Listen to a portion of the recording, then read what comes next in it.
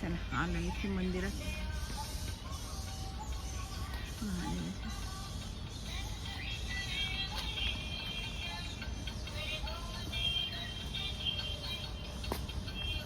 पूजा झाली काच झालेली दिसते बरं का पूजा. मागच्या सोमवारी पूजा नव्हती झाली.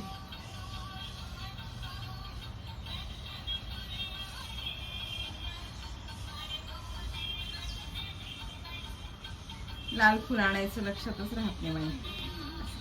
गेलं म्हणते.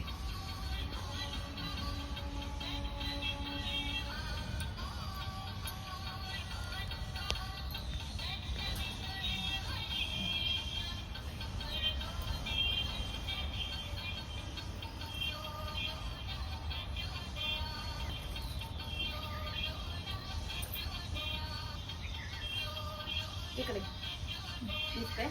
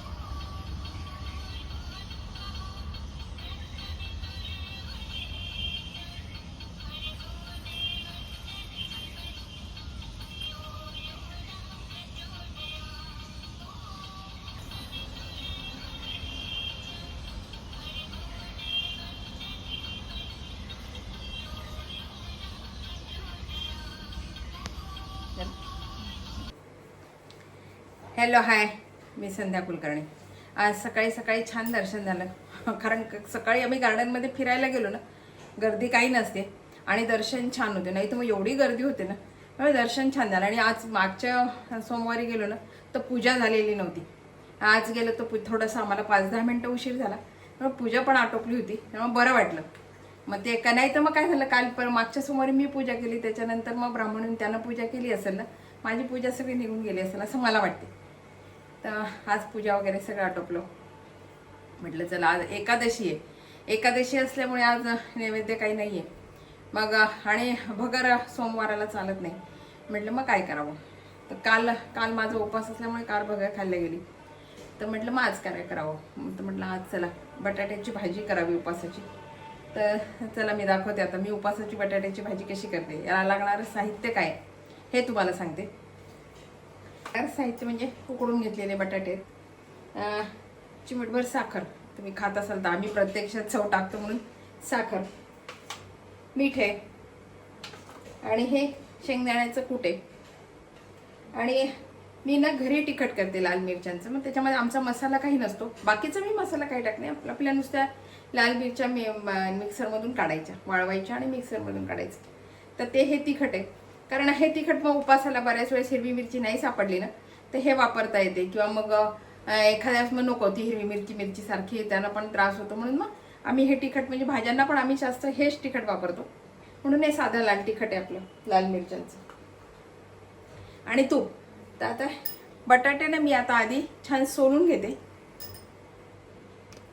खरं सांगू का, झटपट होणारा पदार्थ आहे. बटाट्याचा शिरा म्हणा, बटाट्याची भाजी म्हणा, हे पटकन होणार आहे. कारण आपण उकडून घेतलेला बटाटा असतो ना, फार वेळ नाही लागत. याला पटपट होणारे पदार्थ आहेत हे. बटाट्याची खीर पण सुंदर होते बरं का, खूप छान होते बटाट्याची खीर. मी एखाद्या दाखवते तुम्हाला उकडलेल्या बटाट्याची खीर छान होते. हे पदार्थ ना खरं सांगू का, उपासाची शक्यतो, आता बटाट्याची भाजी शक्यतो सगळे करतातच, पण पद्धत थोडी प्रत्येकाची वेगळी असते ना. म्हणून म्हटलं आज तुम्हाला दाखवावी की मी कशी करते. प्रत्येकाची पद्धत वेगळी असते. कोणी कशी करते, कोणी जिरं घालते, तर कोणी अख्खे शेंगदाणे पण घालतात बरं का. याला अख्खे शेंगदाणे घालून पण बटाट्याची भाजी करतात. तर प्रत्येकाची पद्धत वेगळी असते. पण बटाटे मात्र त्याला उकडूनच घ्यावे लागतात. मग तुम्ही कच्च्या बटाट्याचा आपण जेव्हा किस करतो ना तर तो पण छान लागतो. कच्च्या बटाट्याचा किस छान उकडायचे नाही ते बटाटे, छान किसून घ्यायचे आणि मग तुपामध्ये छान वाफवून घ्यायचे, तो पण किस छान लागतो. पण आमच्याकडे बटाट्याची भाजी आवडते म्हणून म्हटलं मग करावी ही भाजी आज. कारण काल भगर झाली त्याच्यामुळे म्हटलं नको आज ते भगर नको, आणि साबुदाणा जास्त पचायला थोडंसं जड असतो म्हणून म्हटलं साबुदाणा पण नको, मग आज बटाट्याची भाजीच करावी. आणि झटपट होणारी परत त्याच्यामुळे मग हेच ठरवलं मी करायला, भाजीच करावी आज पटकन होत. उपासाचं केलं तेवढं थोडं असतं, उपासाचे पण बरेच पदार्थ आहेत, त्याच्यामुळे जेवढे कराल तेवढे थोडे उपासाचे पदार्थ.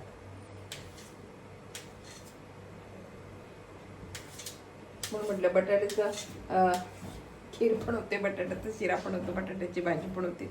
आपण साबुदाण्याची खिचडीत पण बटाटा घालतो. बटाट्याचे जे पटकन करणारे वेफर्स पण होतात, पण ते आता पावसाळ्याचे नको वाटतात. ते होतात पटकन पण ते मऊ होतात, असे कडक राहत नाही. पावसाळ्याचे पटकन झटपट होणारे बटाट्याचे वेफर्स मी दाखवली ती रेसिपी, पण आता नाही, कारण आता काहीच अर्थ नाही त्याला. ते पावसाळ्यात ना हे होऊन जातात, ते त्याला मग असं कडक ऊन वगैरे असले मग पटकन केले ना तर ते गरम राहतात छान आणि कडक राहतात, कडक होतात ते. बघा हे मी छान आता हे बटाटे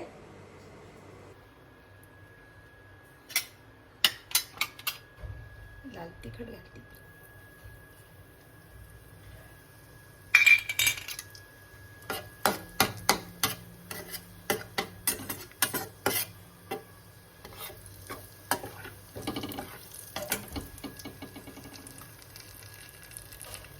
आणि आता हा बटाटा घालून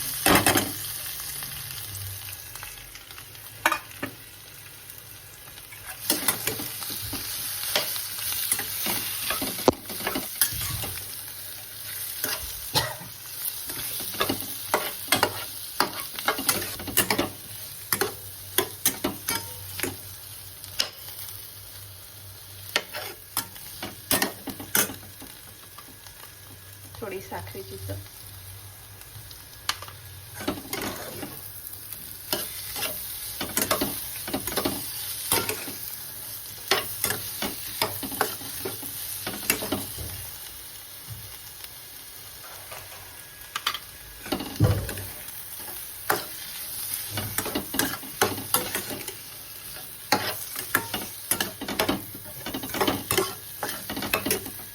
आणि आता शेंगदाण्याचं कूट.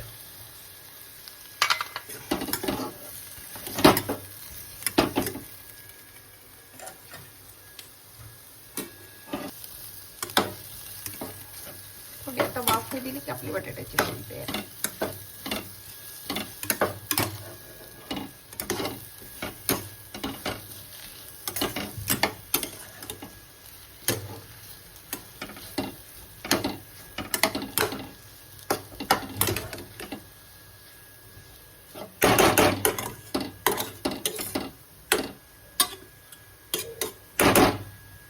याला थोडी वाफ देते, झाकण ठेवते.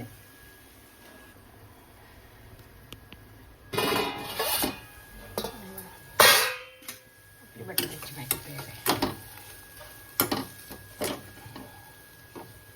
आणि हे बघा आपली ही बटाट्याची भाजी तयार आहे. तुम्ही हिरवी मिरचीतली करत असाल ना तर लाल तिखटातली करून बघा, खूप छान लागते बरं का ही भाजी. पण थोडासा फरक, काही नाही, बाकी याची चव थोडी वेगळी लागते.